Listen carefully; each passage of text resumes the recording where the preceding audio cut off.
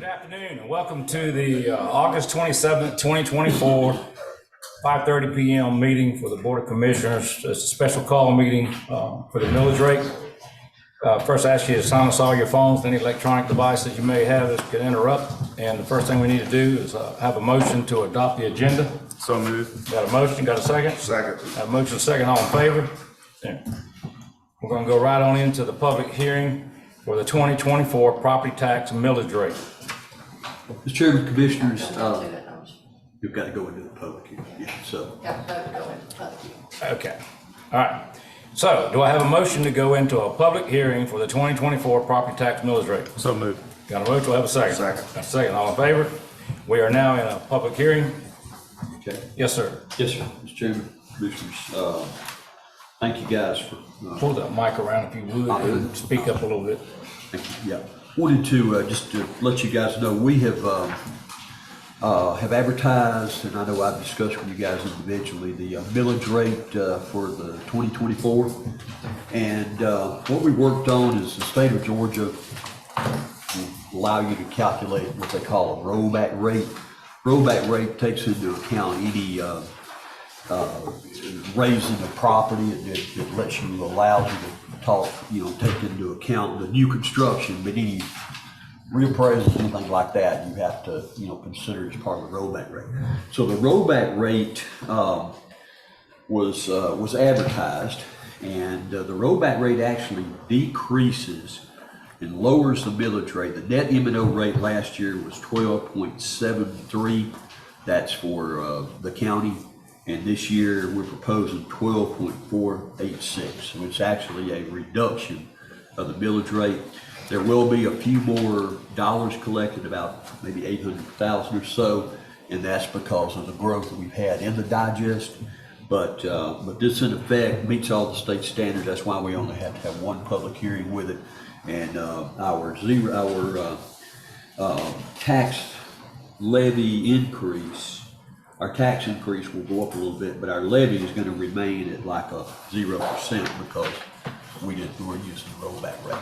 So what we're recommending, and everything's been properly advertised, our tax commissioner's here tonight and has all the documentation. The school systems also advertised their millage rate, and I think they said it at maybe last night's meeting. They also did a rollback rate as well, so theirs is reduced as well.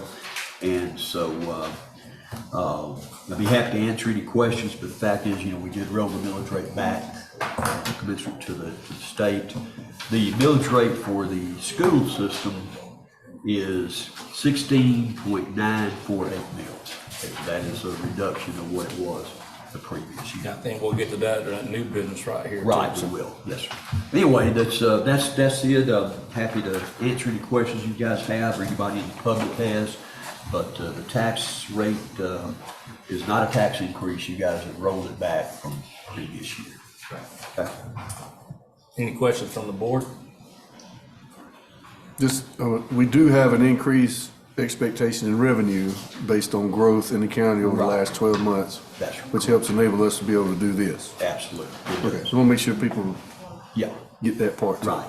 And also, there's been a lot of people that got some real appraisals done on their property this year. And of course, if you have a homesteaded property and it went up because of the reevaluation, that float exemption we talked about last time comes into play.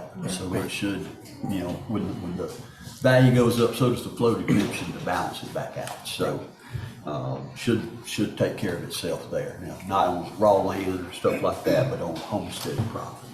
And we also applied the rollback rate to our fire district and fire bond as well. And so the fire district will be at 2.334 mils, and our debt service for the bond will be 0.624 mils. So that's what we're looking at for the digest. Yeah, some of that increase in the taxes could be due to increased homes in the county too. Additional homes. You grow, you split. Yeah. Right, it is. That's what it comes down to. The good part of it is their taxes ain't going up. Yeah. And with the economy like it is, I'm sure they're pleased to know we're not trying to make the homeowners pay more at this time. Any other discussions? Is there anybody that would want to ask a question or speak about the millage rate before we go out of the public hearing? If not, do I have a motion to go out of the public hearing? So moved. Got a motion, got a second? Second. Got a motion, second, all in favor? All right, now we're out of the public hearing, so we need to take action, and the board needs to approve the millage rate. You're gonna need to do a resolution, approving the county millage rate, and then also authorizing the Board of Education's rate. And in addition to that, Tax Commissioner Cruz has some other documents that you're gonna need to sign, where she can take these to the Georgia Department of Revenue, because that'll be the next step. And what they'll do is they will approve that, and she's gonna take those, I think, in early September, by September 1st.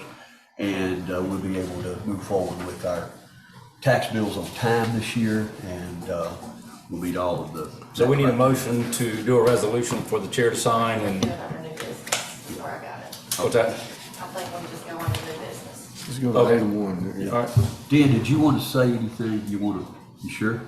Okay, you did a lot of work to put all this together, so. I'm just used, once we come out of a public hearing, we make a decision then, but that's fine. We'll go right on into new business. Number one on new business is adopt the 2024 millage rate recommendations from the Meriwether County Board of Education and associated documents. Yeah. And I think you read that, but the Meriwether County Board of Education met on Monday, August the 26th, 2024 at 5 p.m. to adopt the final millage rate as assessed by the Meriwether County Tax Assessor's Office. The following rate was adopted. The school millage rate is 16.948 mills. Correct. Signed by Mr. Bob Patterson. Right. And what we have before you tonight is a resolution, Meriwether County, that will establish the county, unincorporated area of the county and the incorporated area of the county at 12.486 million. Yeah, he's getting But- those number but- two. Okay.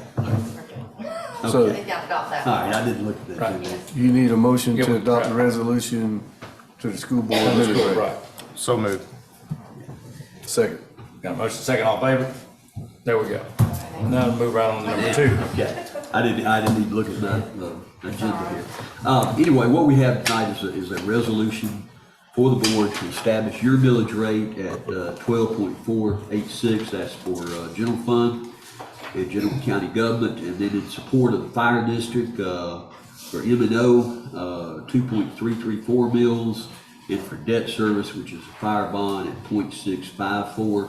Also contained in this document is in support of the Board of Education at 16.948 mills, and we recommend that the board sign this. I think there's a place here where all the county has to sign it, all the members, and then, of course, the county attorney and the clerk. So now those are ready to go. In addition to that, there is a millage rate certification that'll need to be signed by the chairman. There's also some PT 32, I think it is, PT 32 forms.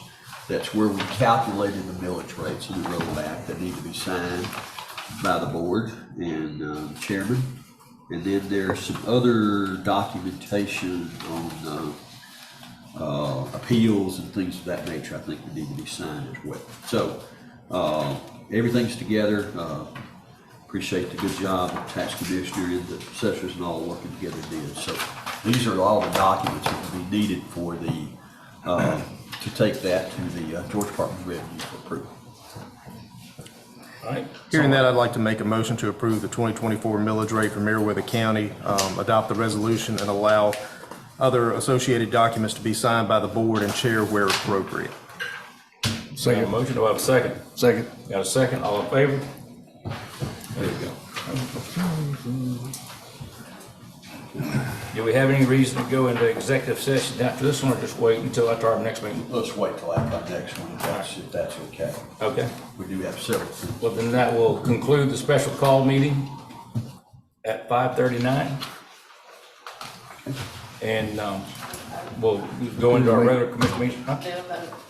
I'll make a motion, we adjourn the special call meeting of August 27, 2024. I'll second. All in favor?